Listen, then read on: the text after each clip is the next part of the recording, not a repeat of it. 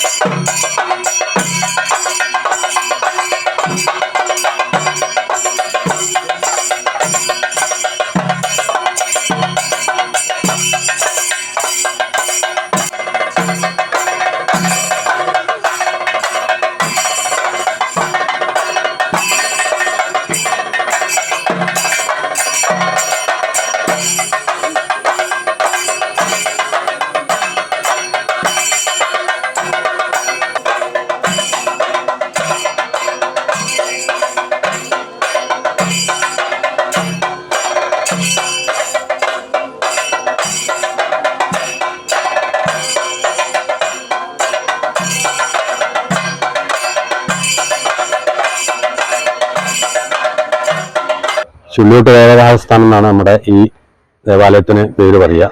നാഗങ്ങളുടെ ആരാധന വിശേഷമായിട്ട് നടക്കുന്ന സ്ഥലമാണ്. അതോടൊപ്പം തന്നെ പ്രാചീനമായിട്ട് വളരെ പൗരാണികമായിട്ടുള്ളത് കൊണ്ട് തന്നെ ആ പൗരാണികമായിട്ടുള്ള ഗുരുശക്തി ഇവിടെ ഉണ്ട്. അത് നാഗാലയത്തിൽ സമാധി സങ്കല്പത്തിൽ നാഗഗുരുവായിട്ട് ഇരിക്കുകയാണ്. അപ്പോൾ ആ ഗുരുവിന് അവിടെ നമുക്ക് അങ്ങനെ വിശദമായ പൂജയൊന്നും ചെയ്യാൻ പാടില്ലാത്തതുകൊണ്ട് ഇവിടെ ഒരു ഗുരുവിന് സ്ഥാനം കൊടുത്ത് ആ ഗുരുവിന് വിശേഷമായിട്ടുള്ള പൂജകൾ നടക്കുന്നുണ്ട്. ഇത് കൂടാതെ ഇവിടുത്തെ പ്രധാന ദേവതകൾ എന്ന് പറയുന്നത് കന്നിക്കരുമകൻ എന്ന് പറയും. അത് ശിവന്റെ കണ്ണിന്ന് ഒടിച്ചുണ്ടായ ദേവൻ എന്നുള്ള സങ്കല്പമാണ്. കന്നിക്കരന്റെ കൂടെ തലച്ചിലോനും കുലവനും അങ്ങനെ രണ്ട് ദേവതകളാണ് ഈ മണ്ഡപത്തിലുള്ളത്. അപ്പുറത്ത് ധർമ്മദൈവം എന്നാണ് പേര് പറയുക. ആ പേര് ധർമ്മദൈവം എന്ന് പറയുമ്പോൾ ആ ദേവതാ സങ്കല്പത്തിന് പ്രത്യേകത ഉണ്ട്. അത് ശിവനുമാണ്, ശക്തിയാണ്, അതോടൊപ്പം തന്നെ അർദ്ധനാരീശ്വര ഭാവവും ഇതെല്ലാം കഴിഞ്ഞാൽ ഒരു പ്രകാശമായിരിക്കുന്ന ആ ആദിസ്വരൂപം എന്നുള്ളതാണ് ആ ഭാവന. ശിവനുണ്ട്, ശക്തിയുണ്ട്, അർദ്ധനാരീശ്വര ഭാവമുണ്ട്, പരബ്രഹ്മം തന്നെയായിട്ട് പ്രകാശമാത്രമായിട്ട് ഇരിക്കുന്ന ദേവതയാണ്. അതിനാണ് ഇവിടെ നമ്മൾ ധർമ്മദേവൻ എന്നുള്ള സങ്കല്പത്തിൽ വെച്ച് ആരാധിക്കുന്നത്. ഗുരുവിന് വളരെ പ്രാധാന്യമുണ്ട്.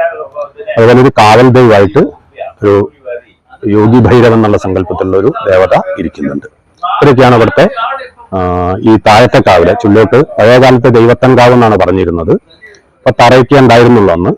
അന്നത്തെ കാലഘട്ടത്തിൽ ആ സാഹചര്യം അനുസരിച്ച് അങ്ങനെ ചെയ്തു വെച്ചായിരുന്നു. പിന്നീട് എല്ലാവരും ചേർന്ന്, വീട്ടുകാരും നാട്ടുകാരും എല്ലാവരും ചേർന്ന്, അഭ്യുദയകാംക്ഷികളായിട്ടുള്ള ആളുകളൊക്കെ ചേർന്നിട്ടാണ് നമ്മളിപ്പോൾ ഇന്ന് ഈ ഒരു രീതിയിലേക്ക് ഇത് കൊണ്ടുവന്നിട്ടുള്ളത്. അതുപോലെ മേലേക്കോട്ട അവിടെ നാഗക്കോട്ടയാണ്. നാഗക്കോട്ടയിൽ നാഗരാജാവ്, നാഗേക്ഷി, മണിനാഗം, അഞ്ജനമണിനാഗം, കരുനാഗം, അതുപോലെ നാഗകാളി അങ്ങനെയൊക്കെയുള്ള സങ്കല്പങ്ങളാണ്, നാഗഭൂതത്താൻ അങ്ങനെയൊക്കെയുള്ള സങ്കല്പങ്ങളാണ് ഇവിടെ ആരാധിച്ചു വരുന്നത്. ആയില്യത്തിന്, എല്ലാ ആയില്യത്തിനുമാണ് പൂജ നടക്കുക. പൂജ വൈകിട്ടാണ് നടക്കാറ്. അപ്പൊ ആയില്യം എന്ന് പറയുന്ന സമയത്ത് കലണ്ടറിൽ ആയില്യം കാണുന്ന സമയത്തല്ല, അതിന്റെ തൊട്ട തലേ ദിവസമായിരിക്കും. കാരണം ആയില്യം ഉച്ചയ്ക്കൊക്കെ തുടങ്ങും. ആയില്യമുള്ള സമയത്താണ് നമ്മളിവിടെ പൂജ നടത്താറുള്ളത്. എന്ന് പറയുകയാണെങ്കിൽ പ്രധാനമായിട്ട് നാഗക്കോട്ടയോട് ബന്ധപ്പെട്ടുകൊണ്ട് മകരമാസത്തിലെ അവസാനത്തെ 4 ദിവസങ്ങൾ നാഗപ്പാട്ട് നടക്കാറുണ്ട്. നാഗരാജക്കളം, നാഗകാളിയുടെ കളം, സന്താനക്കളം, ഭൂതക്കളം എനിക്കായിട്ടാണ് കാര്യങ്ങൾ നടക്കാറ്.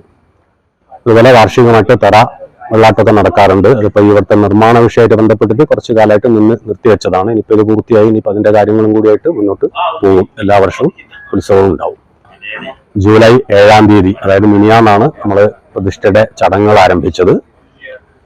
ഇന്നലെ താഴേക്കുടം രാവിലെ 9:35-നും 10:25-നോടെയുള്ള മുഹൂർത്തത്തിൽ താഴേക്കുടം മേലെ സ്ഥാപിച്ചു. അതിനുശേഷം ശില്പികളെ അനുമോദിക്കുന്ന ചടങ്ങുകളൊക്കെ കഴിഞ്ഞു. അത് കഴിഞ്ഞ് 11:30-ക്ക് ശേഷം താഴേക്കുടങ്ങൾക്ക് കലശാടി പൂജയൊക്കെ കഴിച്ചു. പിന്നെ അതിനുശേഷം ഉച്ചയ്ക്ക് ശേഷമായിട്ട് ബാലാലയത്തിൽ നിന്ന് ചൈതന്യങ്ങളൊക്കെ കലശത്തിലേക്ക് ആവാഹിച്ചു. ബിംബസ്ഥാപനങ്ങൾ നടത്തി. പുലർച്ചയ്ക്ക് ഇന്ന് ഗണപതി ഹോമം നടന്നു. അത് കഴിഞ്ഞു കലശങ്ങളെല്ലാം 7:30-ക്ക് 8:15-നോടെയുള്ള മുഹൂർത്തത്തിൽ കലശം ആടി പ്രതിഷ്ഠ നടത്തി. ചടങ്ങുകളൊക്കെ അതിന്റെ ഒരു അവസാന ഘട്ടത്തിലേക്ക് എത്തുകയാണ്. ഇനിയിപ്പം ഭക്ഷണമൊക്കെ കഴിഞ്ഞതിന് ശേഷം വിശേഷമായിട്ടുള്ള പൂജകളോടുകൂടി ഉച്ചഭക്ഷണത്തോടു കൂടിയിട്ടും ഇന്നത്തെ കാര്യങ്ങൾ, ചടങ്ങുകൾ സമാപിക്കുന്നതാണ്.